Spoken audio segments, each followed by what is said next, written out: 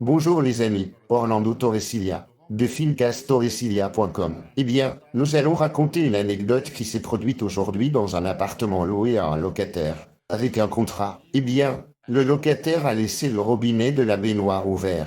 Pourquoi? Parce qu'un avis a été donné. La mairie a annoncé une coupure d'eau. Et ce qui s'est passé, c'est que comme il n'y avait pas d'eau, il a laissé le mitigeur en position ouvert. Il est parti ou ne s'en est pas rendu compte. Donc, la baignoire a débordé et a inondé 2 étages.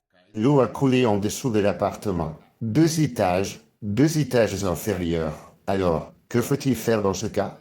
Parce que le propriétaire nous a contactés. Tout d'abord, il faut avoir une preuve de ce qui s'est passé. Dans ce cas, comme la police locale est intervenue pour couper l'eau de l'immeuble, afin d'éviter que d'autres étages soient inondés.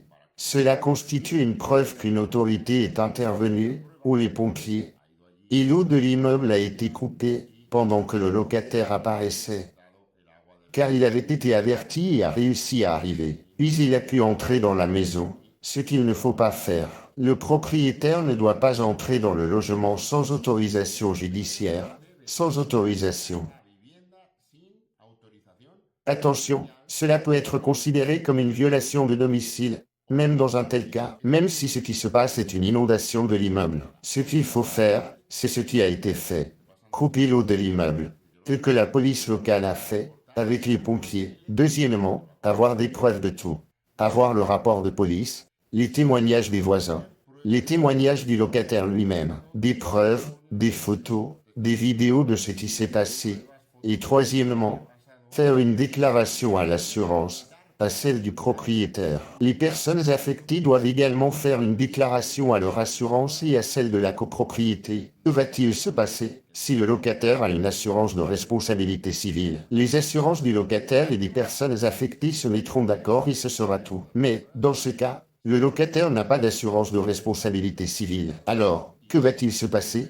Les propriétaires vont faire une déclaration à leur assurance. L'assurance va réparer les dommages causés par le locataire, mais ensuite elle lui réclamera les frais. Car je rappelle qu'en vertu de l'article 1563 du Code civil, le locataire est responsable de la détérioration ou de la perte de la chose louée, à moins qu'il ne prouve que ce n'est pas de sa faute. Dans ce cas, il ne pourra pas prouver que ce n'était pas de sa faute. Car il y avait cette notification préalable de coupure de la mairie et ce qui s'est passé est très clair.